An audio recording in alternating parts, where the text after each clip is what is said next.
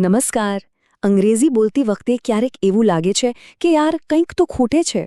તો આજે આપણે એ જ સિક્રેટ મસાલા વિશે વાત કરવાના છીએ જે તમારી ભાષાને એકદમ જીવંત બનાવી દેશે.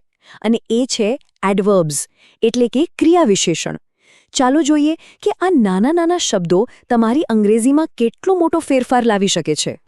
ક્યારે એવું બન્યું છે કે તમે ગ્રામર બરાબર વાપરો છો, શબ્દો પણ સાચા છે, પણ છતાંય વાક્ય સાંભળવામાં થોડું ફીકું, આમ રોબોટ જેવું લાગે? વિશ્વાસ કરો, આ સમસ્યા ઘણા લોકો અનુભવે છે, અને એનું કારણ બહુ સિમ્પલ છે.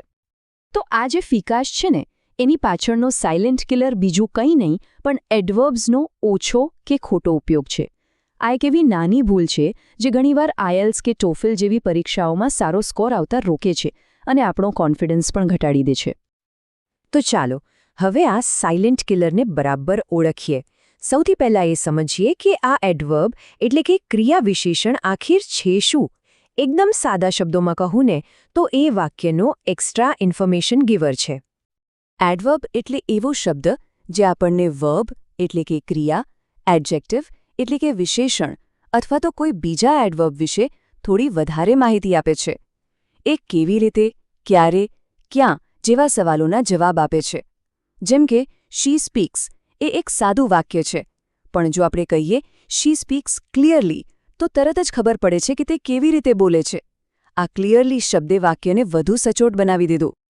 હવે અંગ્રેજીને એકદમ જોરદાર બનાવવા માટે આપણી પાસે એક મસ્ત મજાની ટૂલકિટ છે, અને એ ટૂલકિટમાં છે એડવર્બ્સના 5 મુખ્ય પ્રકારો. બસ આ 5 ઓજારોને સમજી લઈએ ને એટલે ભાષા પર પકડ એકદમ મજબૂત થઈ જશે. જુઓ, આ છે એ 5 પ્રકાર. પહેલું છે મેનર, જે કહે છે કેવી રીતે, જેમ કે હી ડ્રાઇવ્સ કેરફુલી. પછી આવે છે ટાઈમ, એટલે કે ક્યારે, જેમ કે આઈલ કોલ યુ ટુમોરો. ત્રીજું છે પ્લેસ, ક્યાં, કમ હિયર. ચોથું છે ફ્રીક્વન્સી, એટલે કે કેટલી વાર, I always wake up early.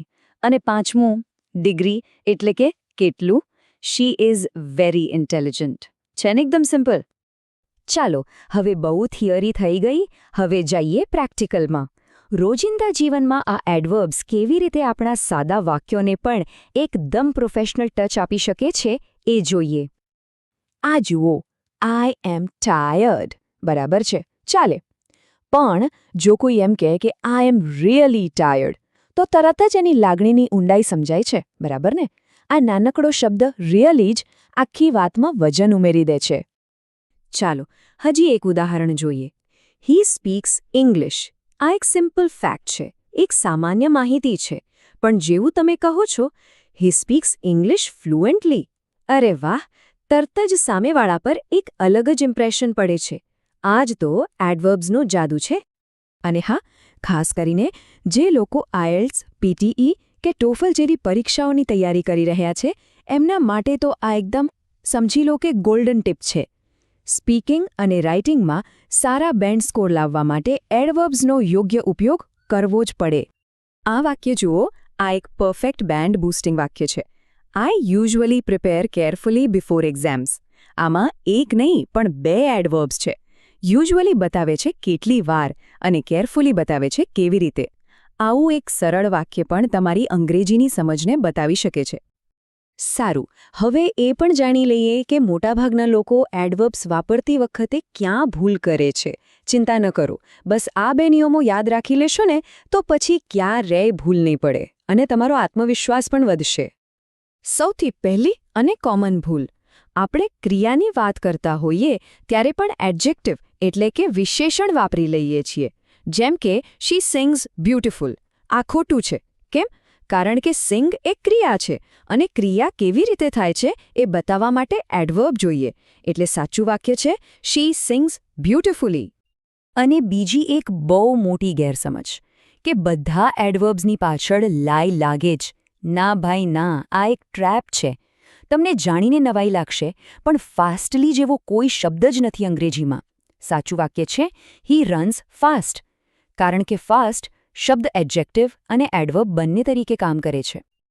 તો આ નિયમ એકદમ પાક્કો યાદ રાખી લો. બધા જ એડવર્બ્સ ly થી નથી બનતા. જેમ કે ફાસ્ટ, લેટ, હાર્ડ, વેલ. આ બધા જ એડવર્બ્સ છે અને એમના અંતમાં ly નથી આવતું. આ વાત ખાસ ધ્યાનમાં રાખજો. ઓકે, તો બહુ બધું શીખી લીધું. ચાલો એકદમ ફાસ્ટ ફોરવર્ડમાં 3 સેકન્ડમાં બધું જ રિવાઇઝ કરી લઈએ. રેડી? તો યાદ રાખો, એડવર્બ શું કરે છે? એ વર્બ એડજેક્ટિવમાં એક્સ્ટ્રા માહિતી ઉમેરે છે. કેમ જરૂરી છે?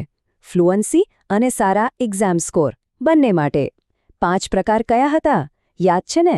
મેનર, ટાઈમ, પ્લેસ, ફ્રીક્વન્સી અને ડિગ્રી. અને સૌથી ઇમ્પોર્ટન્ટ નિયમ? હા, બધા એડવર્બ્સના અંતે ly નથી હોતું. તો હવે સવાલ તમારા માટે છે. આજથી એવું કયું એડવર્બ છે જેનો ઉપયોગ કરીને તમે પોતાની અંગ્રેજીને વધારે પાવરફુલ બનાવશો? જે પણ હોય, બસ આજથી જ એને વાતચીતમાં વાપરવાનું શરૂ કરી દો.